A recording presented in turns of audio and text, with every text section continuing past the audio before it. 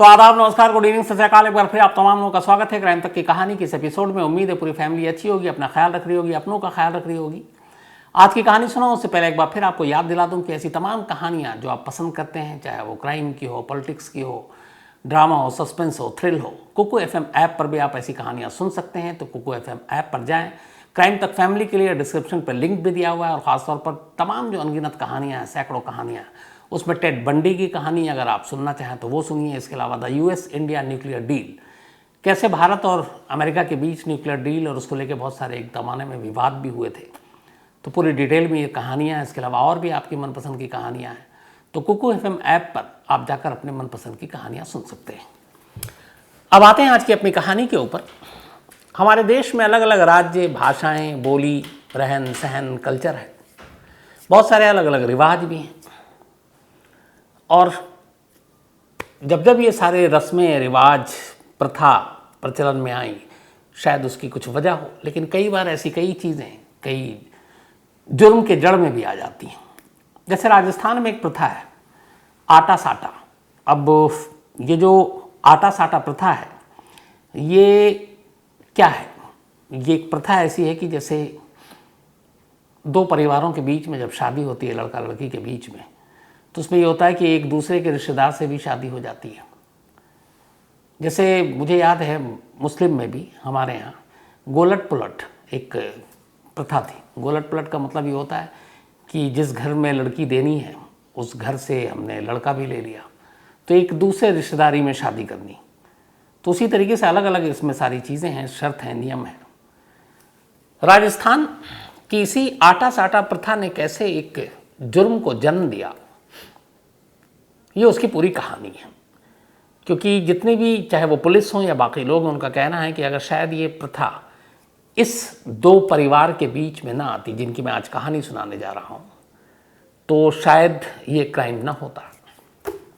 लेकिन जुर्म के लिए किसी प्रथा या उन चीज़ों को खाली जिम्मेदार ठहराना वो भी जायज़ नहीं है, वाजिब नहीं है। आज की कहानी राजस्थान के जोधपुर की कहानी है। बहुत ही खूबसूरत जगह है। और जोधपुर में कायदे से देखें तो ये 4 लोगों के बीच की कहानियां हैं। 2018 में एक शादी होती है और ये शादी जो थी ये इसी आटा साटा प्रथा के तौर पर हुई थी। शादी हुई थी रमेश पटेल नाम के एक नौजवान की।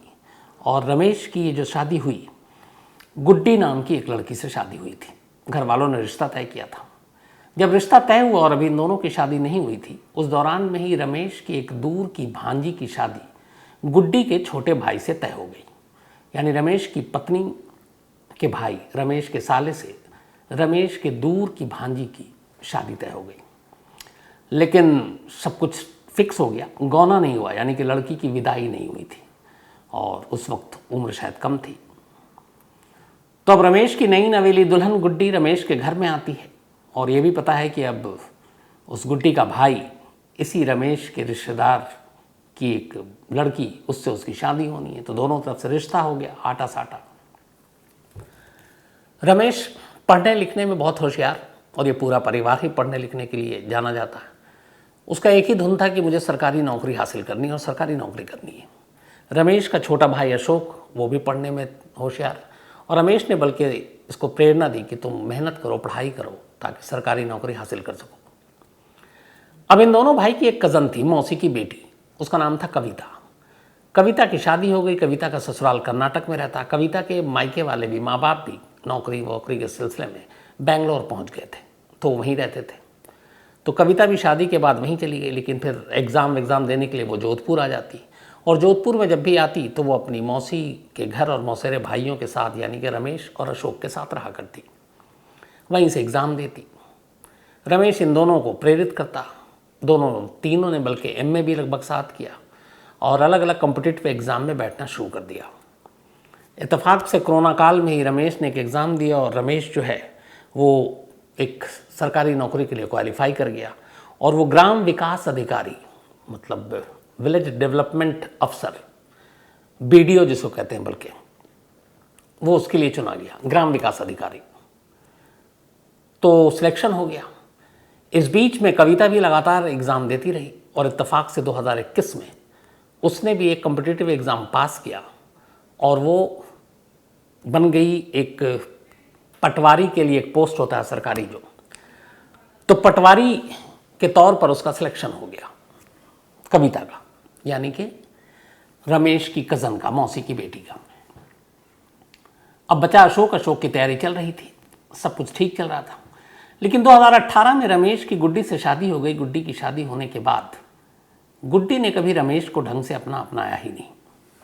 यहाँ तक कि उसके मोबाइल नंबर में उसने अपने पति का जो नाम रखा था रमेश का, हर कोई, हम सभी अपने जानने वाले, अपने ऑफिस कोलीग, दोस्त, फैमिली मेम्बर, बीवी, बच्चे, माँ बाप, सभी के नाम सेव करके रखते हैं मोबाइल में अलग अलग नामों से। कई अलग अलग, कुछ कोड नेम भी होता है, कई प्यार भरा नाम भी होता है। तो गुड्डी के मोबाइल में रमेश का जो नंबर सेव था वो रॉन्ग नंबर के नाम से सेव था। अब एक पत्नी अपने पति को रॉन्ग नंबर के नाम पे सेव किए भी, कई बार हो सकता है लाइटली भी इसको ले, मजाक में, बहुत सारे ऐसे नंबर होते हैं। जैसे मैंने ही अपनी वाइफ का नाम डॉन के नाम पे सेव कर रखा है, क्योंकि मुझे लगता है बाकी अंडरवर्ल्ड का हटाइए, घर की डॉन वही है। तो ये होता है। तो गुड्डी ने अपने पति का नाम रॉन्ग नंबर पे सेव कर रखा था। शादी के बाद रमेश अपनी पढ़ाई में लगा रहा, उलझन एकदम, क्योंकि उसका धुन था एग्ज़ाम पास करना, सरकारी नौकरी हासिल करना। अपने भाई को भी वो इसी तरह से कहता, कविता को भी कहता, और मेहनत काम कर रही थी। लेकिन गुड्डी इधर रमेश से भी परेशान थी, उसे घर से भी, और उसे ये भी चुभता था कि उनकी जो मौसेरी बहन है वो आकर घर में रहती है पढ़ाई लिखाई के लिए, मतलब गुड्डी की ननद। शुरुआत में सभी को लगा कि एक होता है, कोई बहू आती है, बनती नहीं है, माँ बाप से, पति, देवर, ननद, झगड़ा होता है, आम बात है हमारे देश में, और मनमुटाव होता है, फिर ठीक भी हो जाता है। कई बार ये होता है घर अलग हो जाते हैं। शुरुआत में सभी को यही लगा, लेकिन फिर कुछ चीज़ें ऐसी हुई जिसके बाद पता चला कि नहीं, वजह ये नहीं है गुड्डी की। अब ये सारी चीज़ें चल रही हैं। यहाँ से थोड़े से कहानी को रोकता हूँ और सीधे 18 जुलाई पर आ जाता हूँ। अभी 5 दिन पहले गुड्डी का सिलेक्शन हो गया था पटवारी के लिए। 17 जुलाई को, बल्कि 13 जुलाई को जोधपुर गए थे। अरे इन लोगों का घर जोधपुर में थोड़ा दूरी पर था, तो वहाँ जाकर उसने अपनी जो उसको ज्वाइन करना था, ज्वाइनिंग की फॉर्मेलिटी पूरी की, और 18 जुलाई से अब उसका भर्ती, मतलब वहाँ पे जाकर उसको अपना चार्ज लेना था। 18 जुलाई की सुबह कविता अपने कज़न मौसेरे भाई रमेश के साथ, रमेश की मोटरसाइकिल पर घर से निकलती है और जोधपुर उस पटवारी जो सचिवालय दफ्तर में, वहाँ उसको जाना था। भाई कहता है चलो मैं छोड़ दूंगा, जल्दी निकल लेंगे। सुबह 9 बजे ये घर से निकलते हैं, लेकिन घर से करीब 2 किलोमीटर ही दूरी पर पहुँचे थे कि अचानक एक तेज़ रफ्तार SUV कार ने मोटरसाइकिल को ज़ोर से टक्कर मारी। न सिर्फ टक्कर मारी, बल्कि इसके बाद उस SUV से ये मोटरसाइकिल करीब 200 फीट तक घिसटती चली गई। बेहद तेज़ रफ्तार एक्सीडेंट था। आस पड़ोस के कुछ देर के बाद लोग आए, 200 फीट तक खून और उसके निशान। फ़ौरन कविता और रमेश को अस्पताल ले जाया गया, लेकिन एक्सीडेंट इतना बुरा था कि दोनों को बचाया नहीं जा सका, दोनों की मौत हो गई। अब पूरे इलाके में गम का पहाड़ टूट पड़ा। रमेश और कविता दोनों जिस तरह के बच्चे थे, जिस तरीके से मेहनत कर रहे थे, और पहली बार कोई ज्वाइनिंग करने जा रही है। आप सोचिए, उसकी सरकारी नौकरी का पहला दिन, पहले ही दिन वो घर से निकलती है और दफ्तर नहीं पहुंच पाती। रास्ते में ही एक हादसा होता है और उसकी मौत हो जाती है। पूरा घर सदमे में, पूरा गांव सदमे में। इसके बाद थोड़ा वक्त बीतता है, अचानक एक बात पता चलती है। जब कुछ चश्मदीदों ने देखा जिस SUV ने टक्कर मारी, तो पता चला कि उस जहाँ पे रमेश रहता था, जिस गांव में, उन लोगों ने कहा कि यही सेम SUV पिछली शाम से हम गांव के चक्कर काटते हुए देख रहे हैं, और लगातार 4-5 बार वो घूमी यहाँ पर। अब लोगों को लगा कि अगर हाईवे पे, सड़क पर एक हादसा होता है तो एक कोई तेज़ रफ्तार गाड़ी किसी को टक्कर मार दे, ठीक है, लेकिन यहाँ जिस गाड़ी ने टक्कर मारी वो पिछली शाम से इसी गांव के चक्कर काट रही है, तो इसका मतलब और मकसद क्या है? यहीं से घर वालों को शक हुआ।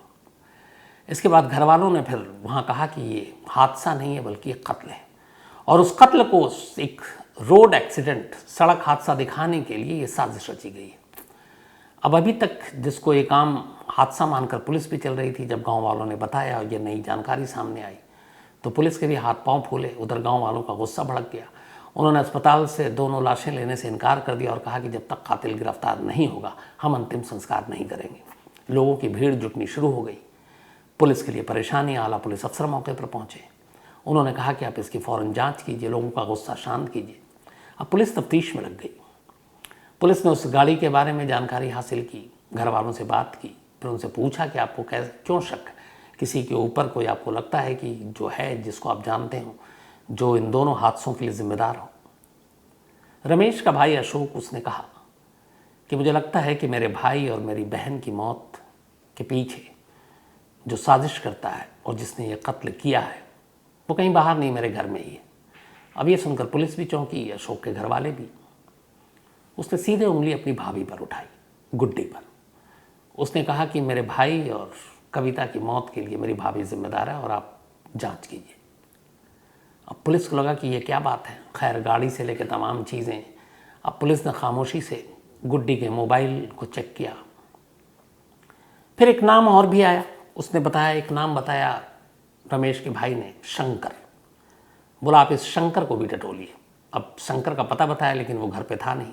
शंकर का नंबर मिला। शंकर के नंबर के कॉल डिटेल को खंगाला गया, गुड्डी के कॉल डिटेल को खंगाला गया। पुलिस हैरान रह गई। दोनों में खूब बातें हो रही हैं। और जिस वक्त ये हादसा हुआ उससे पहले भी, उससे एक रात पहले भी, हादसे के बाद भी, उससे ज़्यादा और किसी से बात ही नहीं हुई। अब पुलिस को लगा कि मामला गड़बड़ है, लेकिन इधर हालात ये थे कि दो मौत हुई घर में और एक जवान विधवा, शादी को सिर्फ 3 साल हुए गुड्डी, बिना सबूत, बिना प्रूफ कि उसको कैसे उठाएं। तो पुलिस के लिए कई बार ऐसे मुश्किल हालात उनके सामने होते हैं।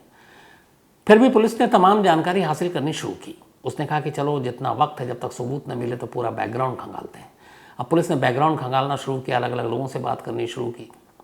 रमेश और गुड्डी के घर वालों की कुंडली खंगाली। फिर जो जानकारी सामने आई पुलिस के सामने वो ये थी कि 2018 में रिश्ता तय हुआ था रमेश का गुड्डी के साथ, और रमेश की दूर की भांजी का गुड्डी के छोटे भाई के साथ। तो आटा साटा रिश्ता हो गया।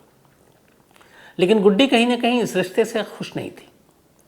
वो शादी करना नहीं चाहती थी। और गुड्डी के गांव वालों को मालूम था कि गुड्डी एक शंकर नाम के लड़के से प्यार करती है। तो बड़ा आसान था, वो अपने घर वालों से बगावत करती, कहती कि मुझे नहीं करनी रमेश से शादी और शंकर से करा दो। वो शंकर से शायद शादी हो भी जाती, लेकिन उसने ऐसा किया नहीं। लेकिन वो शादी करना भी नहीं चाहती थी, लेकिन शादी करने से इनकार भी नहीं करना चाहती थी। उसकी वजह ये थी कि उसे लगा कि अगर उसने शादी से इनकार कर दिया तो उसके छोटे भाई की शादी पर असर पड़ेगा और उसके छोटे भाई का रिश्ता उस लड़के की भांजी से लगा है जिससे खुद उसका रिश्ता लगा है। तो यहाँ पर गुड्डी ने कहा कि अगर मैं इनकार करती हूँ तो मेरे छोटे भाई का घर शायद नहीं बसे। तो वो खामोश रही और उसने चुपचाप शादी कर ली। लेकिन मन से वो रमेश को अपना पति नहीं मानी। शादी के बाद घर आ गई। अब वो छोटे मोटे बहाने ढूंढने लगी, लड़ाई झगड़े के, और कभी वो एक पत्नी की तरह पति के साथ नहीं रही। झगड़ा होता रहा। धीरे धीरे रमेश और अशोक को पता चला उसके पुराने रिश्ते के बारे में, इश्क के बारे में, प्रेमी के बारे में। तो कहा भी कि तुम चाहो तो तुम घर छोड़कर जा सकती हो, तुम हमें छोड़ दो। लेकिन गुड्डी ये भी नहीं चाहती थी। उसे लगता था कि अगर उसने रमेश को छोड़ दिया, डिवोर्स ले लिया, घर अपने चली आई, तो फिर उसके छोटे भाई की जो शादी ऑलरेडी तय हो चुकी है वो अधर में पड़ जाएगी। तो वो अजीब उलझन में थी कि क्या करे। और वो चाहती नहीं थी कि वो छोड़े, पर साथ भी रहना नहीं चाहती थी। इसी तमाम चीज़ों बीच में वो लड़ती भी रहती थी। इधर जो रमेश का छोटा भाई अशोक, उसे मालूम था कि वो लोग कॉम्पिटिटिव एग्ज़ाम की तैयारी कर रहे हैं।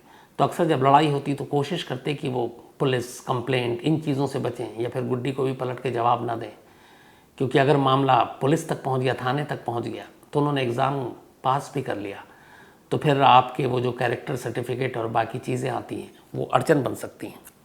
तो ये लोग अपनी पढ़ाई और सरकारी नौकरी के लिए इतनी ज़्यादा मेहनत और मशक्क़त कर रहे थे कि उन्होंने इन चीज़ों को भी नज़रअंदाज किया कि छोड़ दो, लड़ाई नहीं लड़नी, ताकि पुलिस केस ना हो जाए, पुलिस केस की वजह से हमारी नौकरी ना चली जाए जो कल को मिलेगी।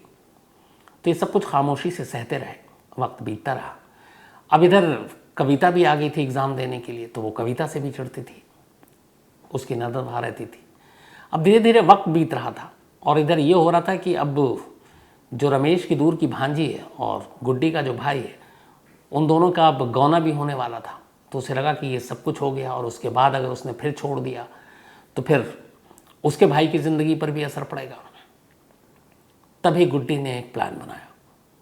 उसने शंकर से कहा कि देखो अब वक्त कम है और मैं रमेश को छोड़ नहीं सकती हूँ, क्योंकि मेरे भाई की भी शादीशुदा ज़िंदगी का सवाल होगा। मैं चाहती हूँ कि रमेश को इस तरीके से रास्ते से हटाएं कि किसी को पता ही नहीं चले कि ये कत्ल है, ये कोई हादसा नज़र आना चाहिए। शंकर ने उसकी बात सुनी। शंकर ने अपने 3 साथियों के साथ ये बात शेयर की। तो सबसे पहले उनको यही ख्याल आया कि पहले तो उन्होंने साल भर पहले करीब उस पर हमला किया कि चोर लुटेरे थे, लूट रहे थे, लूटपाट के दौरान मार दिया, लेकिन रमेश बच गया, कुछ लोग आ गए, वो भाग गए। उसके बाद से उधेड़ बुन चलती रही। फिर आखिरकार बड़ी सोच समझने के बाद शंकर दिल्ली आया। दिल्ली में उसने करीब 1 लाख रुपए में एक बहुत ही पुरानी, जो बस ठीक चलने फिरने चलाने के लायक थी, एक एसयूवी कार खरीदी और उस 1 लाख रुपए खर्च कर एसयूवी कार को लेकर फिर वो जोधपुर पहुंचा। उसने जाकर गुड्डी को बताई कि उसने सोच लिया है कि रमेश को कैसे मारना है। उसने कहा कि रमेश अक्सर अपनी मोटरसाइकिल से निकलता है, एग्ज़ाम देने, बाकी काम के लिए घर से बाहर जाता है, हाईवे पर आता है। हम इस गाड़ी से उसे कुचल देंगे, रोड एक्सीडेंट का मामला लगेगा, किसी को शक भी नहीं होगा। रोड एक्सीडेंट में लोग पता नहीं कितने मरते हैं। गुड्डी को भी लगा ये आइडिया ठीक है। अब इसके बाद उस गाड़ी के साथ रेकी शुरू कर दी। इन्होंने 4-5 बार रेकी की। उसी के गांव के आसपास गाड़ी लगा देते जहाँ से हाईवे शुरू होता, वो इंतज़ार करते, पर वो निकला नहीं। वो अपनी इधर ग्राम विकास अधिकारी का भी जो एग्ज़ाम पास कर लिया था, लेकिन अभी उसकी भर्ती में वक्त था, क्योंकि कोरोना की वजह से बहुत सारे प्रोसेस ढीले चल रहे थे। अब अचानक ये हुआ कि कविता, जो कि रमेश की मौसेरी बहन थी, उसका सिलेक्शन हो गया पटवारी के लिए और उसे जोधपुर सचिवालय जाकर ज्वाइन करना था। तारीख दी गई 18 जुलाई की। अब 18 जुलाई की सुबह घर से निकलना था और दफ्तर पहुंचना था, तहसील। ये बात घर के लोगों को पता थी और साथ में पता थी गुड्डी को। 17 जुलाई की रात को गुड्डी ने शंकर को फ़ोन किया, व्हाट्सएप कॉल, और ये सारी वो जानकारी उसी कॉल से देती थी जो रमेश ने उसे गिफ्ट में दिया था अपनी बीवी को, और जिस फ़ोन पर उसने अपने ही पति का नाम रॉन्ग नंबर के नाम पर सेव कर रखा था। 17 जुलाई की रात गुड्डी ने मुखबिरी की। उसने कहा कि सुबह कविता को ज्वाइन करने जाना है और उसे लेकर रमेश ही अपनी मोटरसाइकिल पर निकलेगा। अब यहाँ एक उलझन थी। उलझन ये कि 2 लोग मोटरसाइकिल पर जा रहे हैं, एसयूवी खरीदी गई और अब तक की पूरी साजिश रची जा रही है सिर्फ और सिर्फ रमेश के लिए। अब ऐसा तो है नहीं कि आप टक्कर मारो तो ये श्योर होकर मारोगे कि इसमें से एक ही मरेगा और एक जिंदा बच जाएगा, और कविता पीछे बैठी है, तो कुछ भी हो सकता है। तो ये चीज़ भी सामने रखी गई। शंकर और गुड्डी के बीच में बात हुई कि हमारा शिकार तो सिर्फ एक है, रमेश तुम्हारा पति, जिस रास्ते से हटाना और रोड एक्सीडेंट दिखाना है, लेकिन कविता भी बैठी होगी, तो कविता को उतार कर तो खाली बाइक पर रमेश को टक्कर नहीं मार सकते, तो टक्कर मारेंगे तो कुछ भी होगा। कहते हैं कि गुड्डी अपनी इस मौसेरी बहन से भी इतना नफरत करने लगी थी, क्योंकि वो उसको लगता था उसके घर में रहती है ये सारी चीज़ें, कि उसने कहा ठीक है कोई बात नहीं, एक नहीं तो दोनों को मरने दो। शंकर तैयार हो गया। अगले दिन सुबह करीब 9 बजे रमेश घर से निकलता है और घर से सिर्फ 2 किलोमीटर की दूरी पर पहुंचता है। तभी पीछे से एक तेज़ रफ्तार एसयूवी, चूँकि वो निकला और गुड्डी ने फिर इन्फॉर्म कर दिया कि वो घर से निकल गया है। इतनी मोहलत मिल चुकी थी। शंकर अपनी एसयूवी में 3 दोस्तों के साथ बैठा था। मोटरसाइकिल देखते ही पीछे से वो आता है और बड़ी ज़ोर से टक्कर मारता है। न सिर्फ टक्कर मारता है बल्कि फिर मोटरसाइकिल को घसीटते हुए करीब 200 फीट तक आगे ले जाता है, ताकि वो एकदम यकीन हो जाए कि ये दोनों बचेंगे नहीं। और इसके बाद जब तक उस एक्सीडेंट को देखकर कुछ वहाँ से गुजर रहे राहगीरों की नज़र पड़ती है, वो एसयूवी लेकर भाग जाता है। तो ये सारी चीज़ें कहानी सामने आई। पुलिस ने इन्वेस्टिगेशन किया। उसके बाद पुलिस गुड्डी को उठा लेती है। गुड्डी को जब उठाती है तो पूरा रमेश का घर के घर वाले तो नहीं, क्योंकि उसके भाई और उन सबको शक था। गुड्डी के घर वाले चौंक उठते हैं। उन्हें लगता है ये कैसे मुमकिन है। लेकिन फिर पुलिस तमाम पुख्ता सबूत देती है, शंकर के साथ कॉल डिटेल, व्हाट्सएप चैट, और आखिरकार गुड्डी भी कबूल कर लेती है। पुलिस उससे इंट्रोगेट करती है, फिर बाद में उसको जुडिशल कस्टडी में अभी वो जेल भेज दी गई है। इधर 3 लोग पकड़ा चुके हैं, लेकिन जो मेन इसमें अभी तक अक्यूज्ड है शंकर, वो पुलिस के हाथ लगना बाकी है। पुलिस अभी उसकी तलाश कर रही है। तो कभी कभी ऐसी चीज़ें होती हैं जिसे टाला भी जा सकता है। मैं पहले भी कई बार कह चुका हूँ, कहानी में कई ऐसे कहानियों के ज़रिए जो चीज़ सामने आई कि रिश्ते, शादी नहीं बन रही है, डिवोर्स, वो ज़्यादा कानून के दायरे में रहकर बेहतर तरीका है। लेकिन आप यूं किसी की जान ले लो, और यहाँ पे तो और भी अफसोसनाक बात यह है कि उसकी दुश्मनी या फिर उसे अपने प्रेमी के साथ शादी करनी थी, और उस चक्कर में एक मासूम बेकसूर लड़की कविता, उसकी भी जान ले ली। और ये सोचिए कि उसकी ज़िंदगी के क्या उस दिन कितनी खुश होगी कि पहले दिन उसकी सरकारी नौकरी की ज्वाइन करना अगले कुछ घंटे में, और वो उस दफ्तर की दहलीज तक भी नहीं पहुंच पाती, उससे पहले ही मौत के आगोश में चली जाती है। तो एक अफसोसनाक कहानी है। अब आते हैं आज के अपने सिलसिले के ऊपर। गणेश पुरी जी, आज इनका जन्मदिन है, तो हैप्पी बर्थडे गणेश।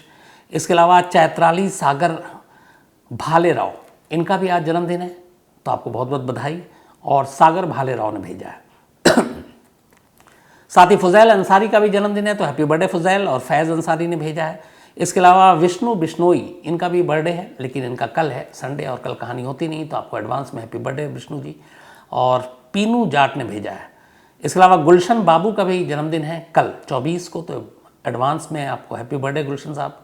और श्वेता अग्रवाल, शिवम अग्रवाल, वनुसी और सृष्टि अग्रवाल, इन्होंने भेजा है।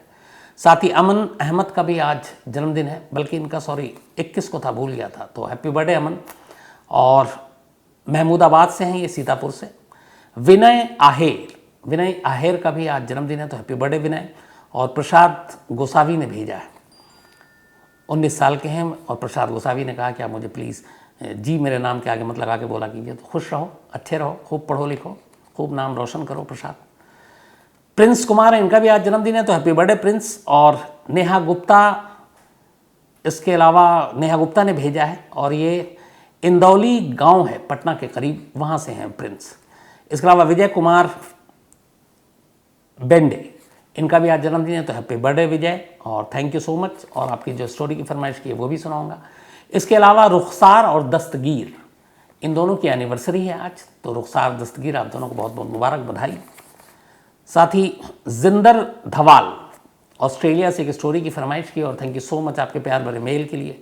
तरुण सक्सेना हैं, इसके अलावा भारत चौहान हैं, और इन्होंने कहा कि कई बार आप कहते हैं कि आप वीडियो लगाएंगे, तस्वीर लगाएंगे, लगता है दीपक लगाता नहीं है, तो मैं उसको बोल दूंगा। इसके अलावा युवराज सिंह ने एक स्टोरी की फरमाइश की है। आलोक जोशी हैं रामपुर से, थैंक यू सो मच, और एक स्टोरी की फरमाइश उन्होंने भी की है। सौरभ मेडाडे हैं नासिक से, एक कहानी की फरमाइश की है। इसके अलावा देबाशीष सेनापति हैं। अपर्णा घोष हैं, एक कहानी की फरमाइश की इन्होंने। इसके अलावा चंद्रकांत झा हैं नीदरलैंड से, और इनके साथ कई लोग हैं, जिनमें कमल साहब हैं, रिजवान हैं, गुरदीप हैं, रहमान हैं, जान चीमा है, थैंक यू सो मच आप तमाम लोगों के प्यार के लिए। इसके अलावा CA सत्यप्रकाश हैं, और मणिकर्णिका घाट की कहानी सुनना चाहते हैं।